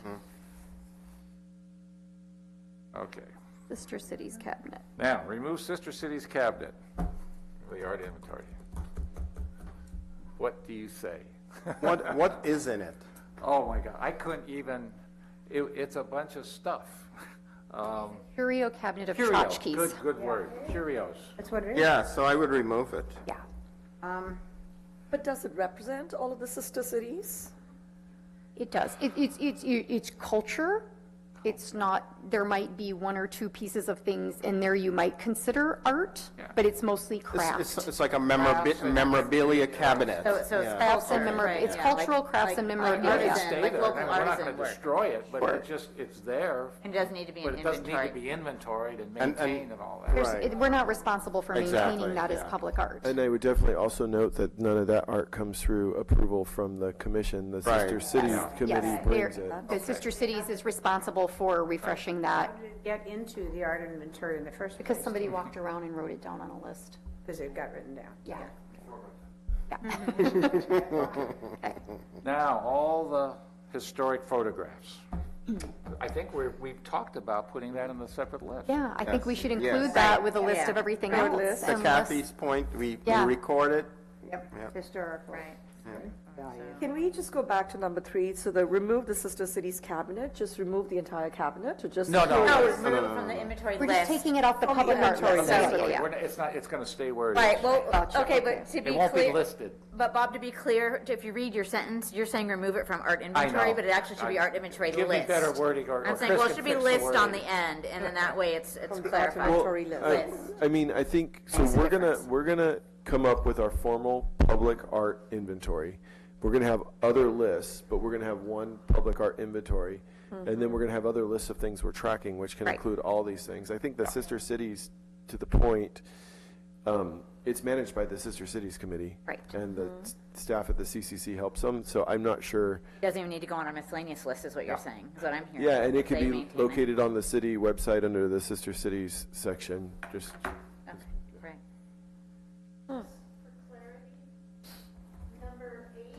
Can you talk into the microphone? It's being recorded. Number 8, which is the painting of the Morgan Hill Centennial cover, is at the Morgan Hill House. So we know where that is. Oh, number 8 on the inventory. Oh, I I'm thought you meant down, the we're list. looking at the There. recommendations. Me for- too. That Morgan Hill, no wonder I couldn't find it. And the number 14, which is a photograph of the Morgan Hill House, I believe is also with us in our collection. Okay, well, that'll be on the list, okay. So- but then we'll have to At? put where it's at, So okay. they're at Villa Miramonte. Villa Miramont. 8 and which one? So, I mean, I think those two, if you wanted to, you could take off of your list because they're in our catalog. But, Oh, yeah. I mean, we take care of them and dust them and things like that. Basically, So- you're saying transfer responsibility to the Historical Society. Okay. Yep. Does everyone, Transfer ownership. even. Ownership, yeah. Yeah, I didn't even know, so up until now, we considered them ours. So we're acquisition to the, okay. And you To the may have, you museum. may have had them for some years, right? yeah, I have no idea. They were there when I came, so. And some of these photographs, I'm not sure, there are so many different copies of them that we may also have these, so. Yeah, that's true. There If could be that multiple copies. becomes a problem, you Yeah. let us know. Yeah, Okay. All right. Okay. Okay, so back to items. Back to what, 6 5 now. and 6, We're on right? 5 and 6 now, so- yeah. I mean, I think this is easy peasy, right? If Right. they're destroyed, we remove them. gone. Right, Yeah. yeah, They're no longer around. right. Okay, the metal plaques, you could walk to the right here and take a look at them if you want. I would, just jumping back at number 5, the murals, the commission did formally remove those from the art inventory through deaccession, so we should have taken those off the list, so I apologize for that. So those were formally removed before they were taken down. Item 5. Murals that were destroyed. The cabinet? So it's, you're saying they're already, should have been gone. Okay. Summary page, number 5. Oh, So the commission doesn't have to motion on that one. We came to the commission before those murals were taken down, and the commission approved that. 5 recommendations list. All right. Chris is saying these should have Oh, already they're been taken off. removed. Yeah, Yes, they okay. should have already been removed Okay. off the list, yeah. yes. Number 6,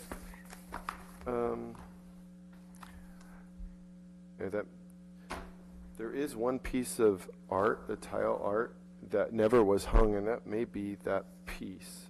When I spoke to Kira, is her name? Carrie. Carrie, she told me to take them off the inventory, but maybe that wasn't right. There's one, maybe Commissioner Benich, I can just check with you outside. There was one, and Commissioner Lake, remember this from the downtown placemaking activities.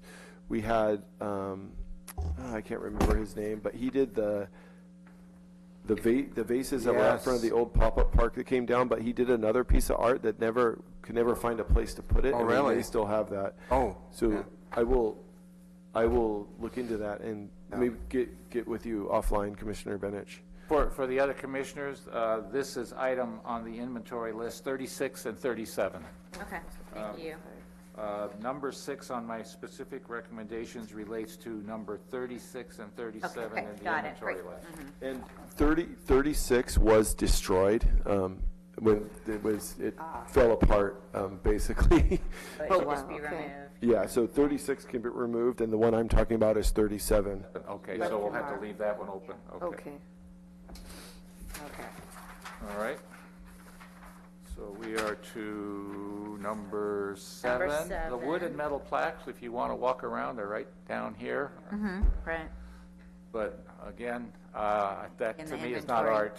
No, Right. I think that should be removed Yeah. from the list. I'm sure we could add those to the historical list as That'll historical be an addable city list, logos. yeah. And then 8, I think that's a no-brainer. right. and We'll add it Oh, Until it wait, happens. so on 8, it definitely should be removed from the list, but that artwork has been approved and the location has been approved by the commission. So the commission has, We'll add it. Oh, It's well, then it installed. should be, it should stay. it just hasn't been built yet. It's been approved by the commission and the council. The design and it's, Let's leave it on the list with a note, Notation. to be Yeah. installed. Yeah, I agree. Right. Yeah. Installed, okay.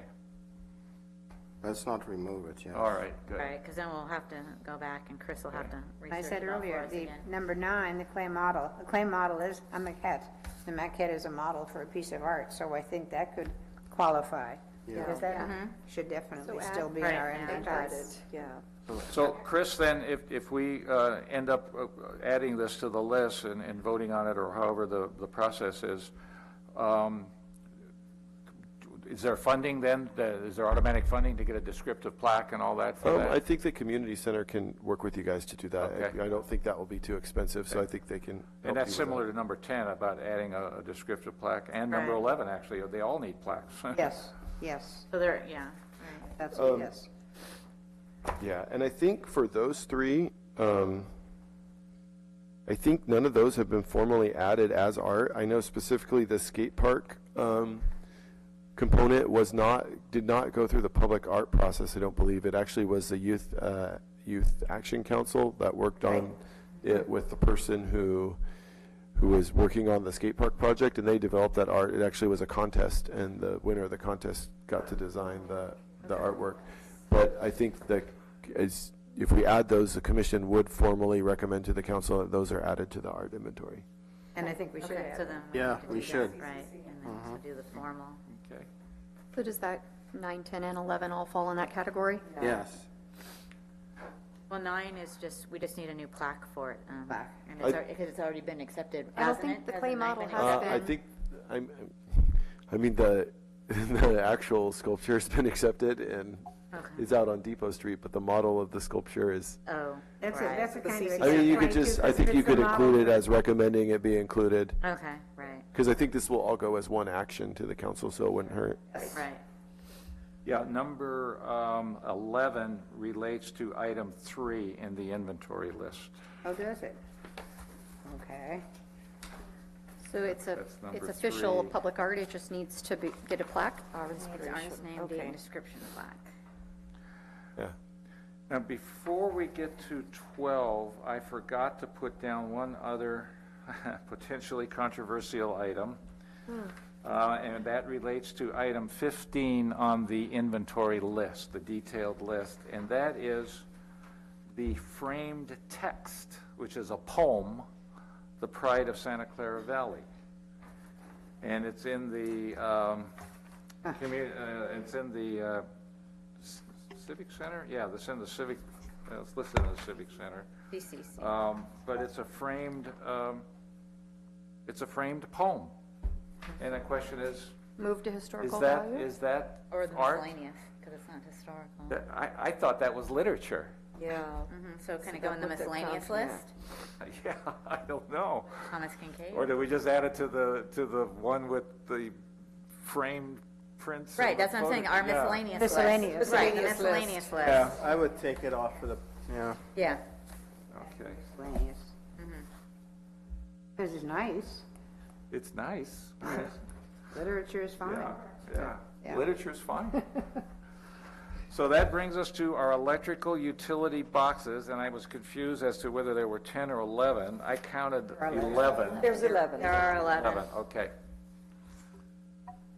And those, at some point, will probably be added to the art inventory, but I'm not sure because they won't last forever. They're going to be, I don't know what's going to happen to them. They have limited lifetime. Right, so I think what they should be added to the inventory now. The commission and the council approve them. Okay. So they should be added to the inventory. I believe our definition of permanent public art is anything that's going to last for longer than a year. So what we've typically done is we will accept it as public art, kind of like the murals we did for downtown, and when they fail, we will paint over them. But before we do that, we will come to the commission and say, it's falling apart, we need to remove it. And if you remember, Leadership Morgan Hill actually gave us a little bit of money so that the end of the life of the art, we can paint over the boxes. They did. A Okay. long time from now. 10 years, just a right? few They months should last ago. 10 years. Well, we are going to maintain them to a certain extent anyway, aren't we, Chris? Yeah, we're Then I gonna, think but we're the for it. maintenance, as we explained at the time, was to remove graffiti. And then if they graffiti in dirt, Yeah. as But it Chris, do you happens. have enough notes to write this up for our next meeting to review at our March meeting? Yeah, absolutely, and maybe Commissioner Bennett, we could just touch base before that, and I can touch base on the tile item and just to clarify, but I think I got it. I'd be happy to. Good work. Thanks, Bob, for all your hard Bob, work. excellent work, was a excellent tough work, one. excellent. That was truly a tough I volunteer you for next year. Hopefully, if I do it, it'll be easier. I was going to say, all the groundwork's been laid. Well, once the public art is actually just the public art, that should not be difficult Yeah. to just confirm every year. All right, now the next item on our list is the art a la carte planning, and I don't know, how, I guess we should certainly have an And we update. should just have to go around and people give updates Right. on what Good they've plan. done Yeah, so I know. far. And we'd just like to point out for this poster here, the date is wrong. Right, I know, when I did it, Several and I updates, yeah. kept transferring over back and forth, and I have the right one, so I just gave it to you guys because somebody said balloons and colors, so this is what I I love it, I Yeah, love it. it's great. And I've already, and so I can go first then, since we're talking Yeah, about the sure, poster, if yeah. that's okay. Yeah. So I already reached out to Minuteman again to ask them about numbers and pricing, and I haven't heard back yet on a quote, so I'm hoping it'll be within the range of what we were last year. My only question to the group is, we only did the public schools last year, and we had a few that we all kind of handed out, but like, we didn't go to Oakwood, we didn't go to any of the private schools. Do we want to do another 200 or 300 and go to those schools to distribute? I mean, just give a stack to the school, not go to the great lengths like we do at the school districts. But what do you guys think? I mean, was the turnout big enough that we don't need to do that, or I would think we would want to to include them? I mean, I think- include all of the schools. Okay, then- And we don't, it's easier to get approval, we can just hand them to, the principal. It's Exactly, not the right. same as we have to go through for Exactly. the public. Right. That would be my vote. I know it's more copies. But once again, if we do the half sheet, I'll do 2 on a page. I'll have them reduce it again. Yeah. So that's what saves us the money, because it's just the cutting price versus doing 2 full color copies. Right, right.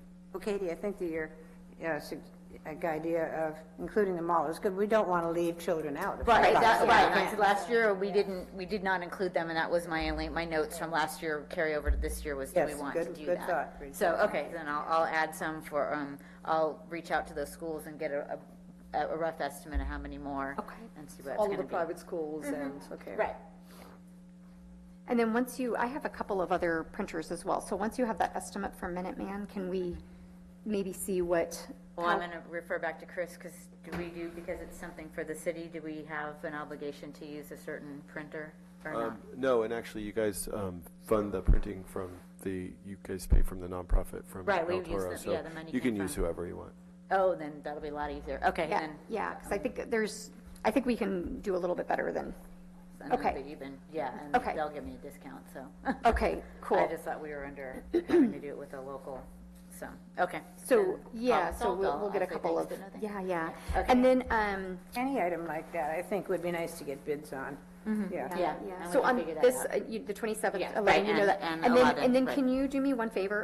Can you, for the copy that I'm going to use to take the Take posters this around off? and everything, just take off the thing about the school, so we can have a copy for the schools and then a Right, copy and that then doesn't for- have right. that, and then maybe just move down the logos and still center another page. You But bet. otherwise, I think this is fantastic, and I'm super excited. The last line does not imply endorsement space. Small, tiny thing. The second Oh, line, thank you, yeah, you're right, it's yep, small. thank you, that was a cut and paste thing. Oh, yeah, yeah. just put- Okay. Excellent. Thank you for getting this done. This is my. Yeah, it's really appreciate it. nice. And we were gonna do like a Facebook page or I volunteered to create a Facebook page. And Okay, You well, could certainly do it, you just weren't here. Absolutely, So yeah. I said 'cause I'm happy to do it too. I'll do that, either way, okay, so yeah. set up a Facebook page. Okay, that'd Okay, be great. yeah, no. Yeah, and any problem. other social media that we Right. can share it out on. Yeah, right, okay, Okay, no cool. problem, I'll Yeah, get or on not a that. page, but an event. Right, That yeah. people can, Yeah. that way we can start to see people, when they say interested in going, we Right. can get And I excited know, about Norma, numbers. you were gonna try to contact Susan Brazelton, I did. but she was gonna recommend someone else, correct? I think I did a quick text to you, but I know you've Yeah, been involved. you're Paul. working on it, yeah. Yes, she was going to contact somebody else, and that's fine. I'm waiting for her recommendation. Of course, I'm sure we can find someone else too, because she's a member of that photography group, which keeps exhibiting everywhere. Yes. And there's some excellent photographers in that. So I'll wait and hear from her, though, for a while. Thank you. You took some great pictures last year, too. Yeah. Okay. Well, the music program's coming together nicely. I think Norma's got some good input here, and I sent out to you the Rev 2, I think it's up to Rev 3 now, it's a work in progress. Is your daughter's name pronounced Megana? Megana, Megan? Megana, Megan. like Megan with an A on the end, But Megana. Megan, but it is Meghana, but It it's is. pronounced Megan. I'm It's glad I pronounced- No, Megana, Megana. say it again. Megana, Megana. Okay, I'm going to put an accent on the first syllable. Okay. Megana. Bob, you Megan have my Akira's gonna last name wrong. It's Chabra without the M. Oh, Chabra, I'm sorry. Okay. Right. I will fix that. Without, The list of performers? so far, yeah, it's the program that we're putting together to Okay. make the music with a little more diversity. And, yeah, thank you, Poonam, for the performances here. And the Ukrainian dancers should add some nice I color. know, I'm excited about that. And Poonam, you'll have to work very closely with Bob and Norma to make sure, because once they've got the list of the performers, you're going to want to, because you're the MC, kind of plan how they would do it. Who would Yes. come in at what time, look at how you want to plan the variety and stuff Yeah. like that. That's going to be your task Yep. to organize it, to Yep. make it flow really nicely and so on. Right up my alley. Yeah. Yeah, yeah. I did get a question from, which I meant to pass on to you, from the Music as Language gal, that they would like to be able to get together. Oh, I think you may have been copied on that. To take a look at the sound equipment sometime before the event? Is Yeah, that let them possible? know we have new sound equipment. Oh, I know, I did know that, let them Yeah. know that. Yeah. And yeah, Check it out, probably. Right, Right, there you right. have it there. yeah, they need to come early. Right? Because you Well- think you know everything and then it's totally Even different. before, Like before the day, to meet and go over it, and I thought I better check with you. I would think we would just need to get someone from the city to allow them to take a look at it Paul, if I possible. think to know, You can redirect them to me. You can, and then what I'll do you'll handle it. is I will have them meet with the CCC folks, the audio people, because I can't answer, they're going to have Yeah. audio questions, so I'll just put them together. But yes, send them to I me. want, Yeah, Paul will want yeah, to be no Yeah. problem. Yeah, in no charge. problem. Thank Okay, you. thank you, Yeah. that's it. Bob, do we have any time for an additional group to be added? Yes, I was just going to say, we have one open spot, a Okay. 30-minute spot, and I'm glad we need to talk about that, because one idea was somebody named Michelle Moyer, Music in Right, Motion. so I had asked, I've emailed Michelle, I do not have confirmation if she's interested yet or not. What does she do, do you know? So her groups are singing and dancing groups. Singing and dancing. And like her top group, I mean, it's 2 weeks before the show, so they should be in very good shape to Nice, yeah. perform, and it's a variety. But she hasn't confirmed, so it's still... No, I'm open. waiting for her to confirm, yeah. But you had another idea? I have a Mexican group in town that may want to perform, and again, I will try to get confirmation by the Well, end of this week. not yet, because we Okay. only have one open 30-minute spot right now. This would be 10 minutes. Right, and the other thing too is that Okay. Michelle's wouldn't necessarily need 30 minutes if she just Right, had if exactly. she just had her top group do their 3 numbers, that would be about 15 minutes, so Okay, maybe I we could think you split have- that. I suggested to Bob that maybe we'd want to just hold for the moment. You know, we've got an excellent, already nicely expanded program, if this is only the beginning of February, and see what happens with Michelle. Yeah. Right, right. But it could work out, because I had 30 minutes originally for the Ukrainian dancers, and she told me 10 minutes. Yes, 5 minutes yeah. for Some each of these dance. are And gonna I be put in- short, yeah. I put in 15 minutes to give them time to get on and off the stage, but it's not 30 Exactly. minutes. No, there's no time to get on Yeah, off the stage. yeah. It is actual performance time. Yeah. And also, when you look at the audience that's going to be there, small kids, we really don't want someone doing like a half-hour Yeah, concert. yeah. Right, we want to keep it moving. Want to keep it, Yeah, very short. Yeah. So it's great, yeah. So I think that's actually Yeah. perfect. So what we're saying is, we may as well tap the Mexican group, or you want to wait until March? Remember, we don't have to stop at 2. That's right. Okay. Sure. Okay. Right. So you have flexibility, Bob. If you say someone really wants to get in and you don't want to disappoint them, feel free to plug them in. Well, originally, I tried to Yeah. contact some Mexican mariachi groups, and I bombed out. I didn't get Yeah, anybody. I have a contact information, so let me reach out to them. Excellent. And then for South Valley Civic, I know there's possibly other theater groups we could reach out to, but I know Elizabeth came back and said it's Yeah. just not good timing for them. I So, think that's okay. Yeah. I think we're going to have enough. Because they're with the going music. into 1776, which is the adult show, so Okay, we're At that we're timing. getting there. All right. that's very good. So for my part, I've updated the letter, the ask letter, so that's actually ready to go. So as soon as I have the modified copy of the flyer, we can send those out. Panam and I will meet and get those sent out this coming week. Thank And you. then, as you said, we've already heard from Karen, and I already know Yeah, of I a couple of mean, others they're- that will definitely, They're calling, the But people are again- calling, saying, hey, we want to be back, and, Right. it's really exciting, yeah. It's so I think we're going to do well. We should Yeah. do well again on Yeah. sponsorships and vendors. Thank you, Kathy. I think we're good. Thank you.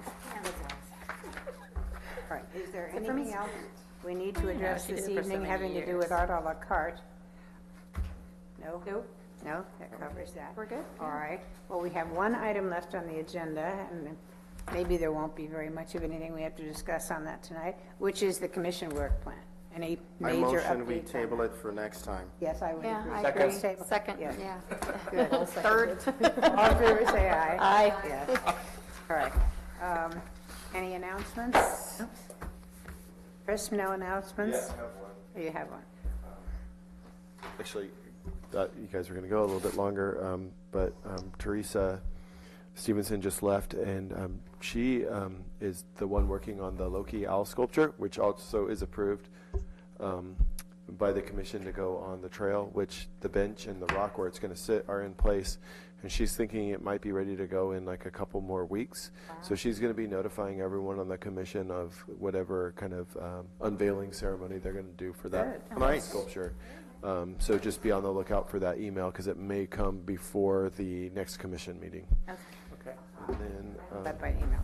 and then I just, I have for a couple of future agenda items, just to keep the commission in the loop.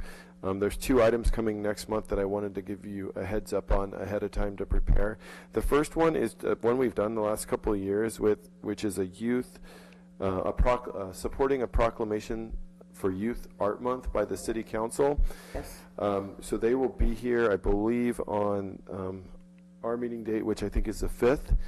But then the council meeting date is on the 6th. So we often say, hey, commissioners, you could be present at the council meeting. But if we wait till the meeting to do that, you guys won't hear about the council meeting till the day before. Or if you read the packet, well, a few days before. So I wanted to let commissioners know you'd be welcome to attend that proclamation with the council the day after your next meeting. Also, it will not be anything that happens at our meeting.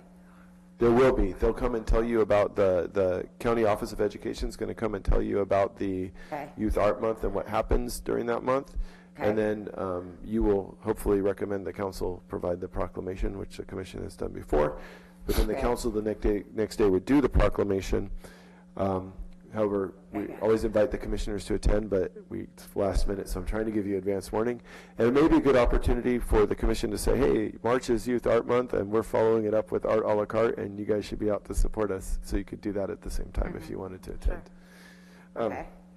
And then the other item, which is an interesting item, that is an approved piece of public art for here at the Civic Center, but was approved probably a decade ago, and it's a peace pole. Artwork. Yes. So the group that was fundraising for that is interesting. I didn't know they were around, and they came back and said they're going to finish their fundraising and work on installing the art. But the actual art piece has changed a little bit from the one that was approved 10 years ago.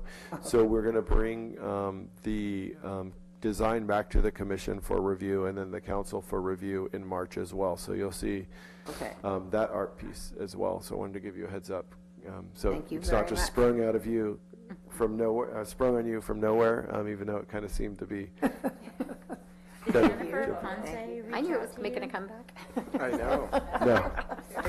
About art or? No, it's something completely different, but she wants to give some responsibility to our commission. And so she talked to my husband, who then, of course, she then called me, and we went to lunch and talked about it, but I didn't know if she'd reached out to you yet. Nope. So, okay, I just was curious. And that's all I got. If there is nothing further to come before the commission this evening, I would like to hear a motion that we adjourn. So moved. Adjourn.